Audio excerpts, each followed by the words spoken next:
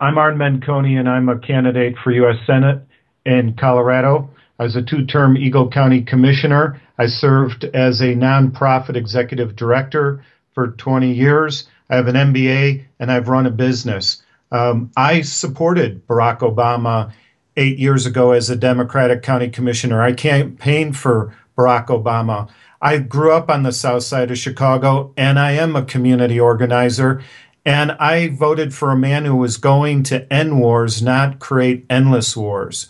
I voted for a man, and I knocked on doors for a man who I believed in would close corporate loopholes. And instead, what we've seen is a growing inequality gap, and we've seen the corporate theocracy in America benefit for 8 more years.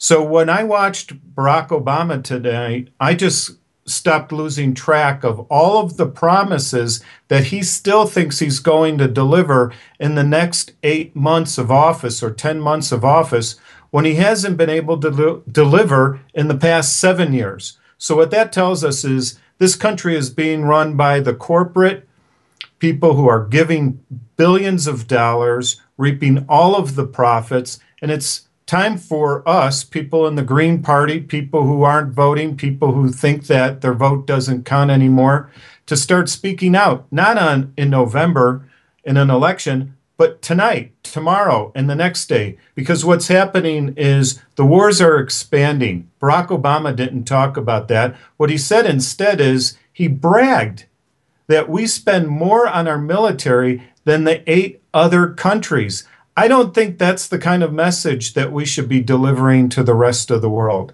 And I'll let others talk about what's going on with the difference between the rich and the poor and the 1%. But one other thing that I want to touch on real quickly. Barack Obama talks about climate change, but just a month ago, he signed a bill that removed a 40-year ban on oil exports. He is the one facilitating the TPP, the Trans-Pacific Partnership. He has been able to give permits to Arctic drilling, and he's been able to move forward with the Keystone Pipeline. That is not a man who is for climate change. That's why I'm running for office, because there's only 100 senators in the world. And our senators are not speaking out against the global corporate mafia that is running this world. I hope you vote for me. My website is Arn, A-R-N, Menconi, MENCONI.com. I mean, if it's the TPP or if it's closing corporate loopholes, we have to remember that these politicians are taking billions of dollars from global corporations or multinational corporations. So they're going to sound like they know what's best for the American people, but we were not able to see the TPP, nor were the elected officials able to see the draft of the TPP that was written by the corporations. So if you want to know one thing about TPP that's critical, it's allowing the justice system essentially to be in charge of by the corporations. They're going to be able to essentially hear their own trials, if you really want to say it crude and simple. So we don't have sovereign borders anymore. What we have is global corporations that are operating anywhere and however they want to, and they're writing the laws. There is over $3.5 trillion. The president talked about this.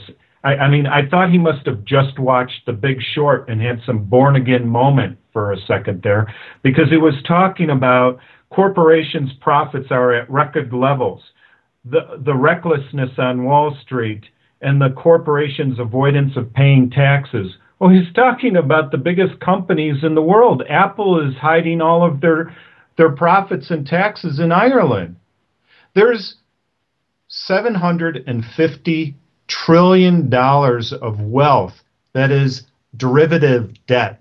That means that they've essentially, bankers and central banks, created monopoly money as real money for themselves so that they continue making insane profits.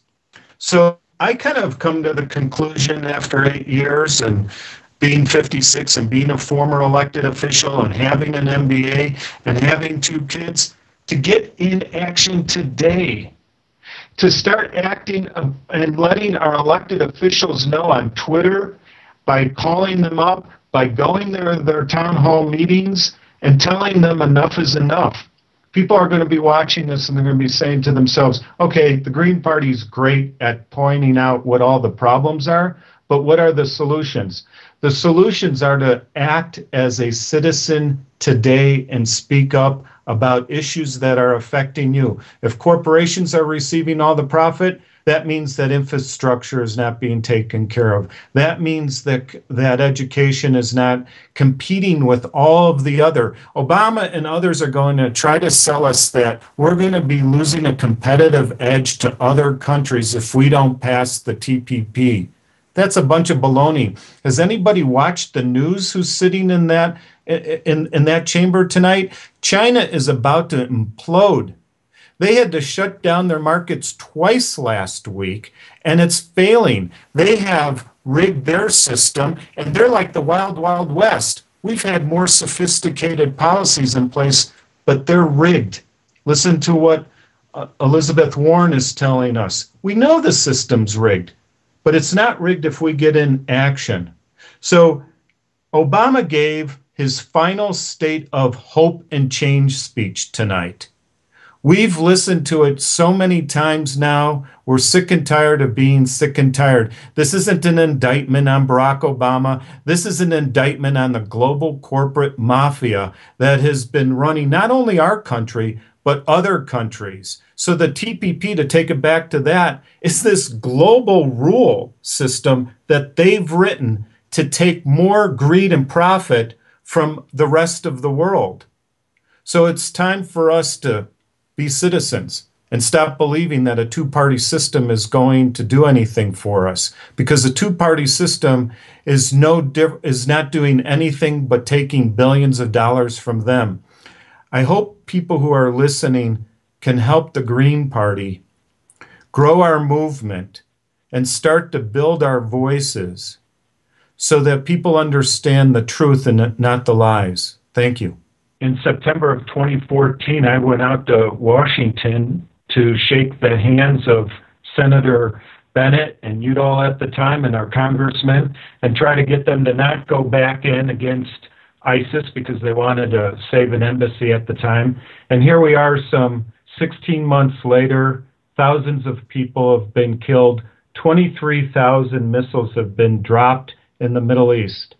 So this is an endless war. It's been going on for decades. It's over oil. It's over selling of weapons. I have been in more Senate hearings. I've sat there. I've watched. I've been arrested in a Senate hearing in March with Secretary Kerry, who was presenting, and Martin Dempsey, the head of the Joint Chief of Staff, and the Secretary of Defense. This is all smoke and mirrors. And I would have never believed that a year and a half ago. But we continue killing innocent children and innocent people in the name of democracy. That's a bunch of BS. We've seen this happen in Vietnam. We've seen it happen in war after war since World War II. So we know this is a lie. So I don't really think it's necessary to address what Barack Obama is saying, because he is essentially has perfected drone attacks. It's illegal what he's doing. He's committing an illegal war. And on top of that, we have a Congress who's abdicated their power and not at least debating an authorization for military force. This ruse has been going on for too long. They're using a 2001 authorization for military force against Al-Qaeda. And in the same time, we're arming al-Nusra, which is Al-Qaeda light. We're giving weapons to Turkey, and Turkey is shooting down Russian planes while arming and while killing the Kurds, who we're using in order to support us against ISIS. If it sounds a little confusing and complex, it isn't when you start following the money. A destabilized Middle East is playing into the hands of what the military-industrial complex wants. And what does that translate to? It translates to killing more innocent Muslims. It's a disgrace. I pay about $4,000 in taxes that goes to the Defense Department, and it is killing people. I am not going to let my children and the people that I know not be represented by a U.S. Senate candidate who can talk about this every single day and expose the lies.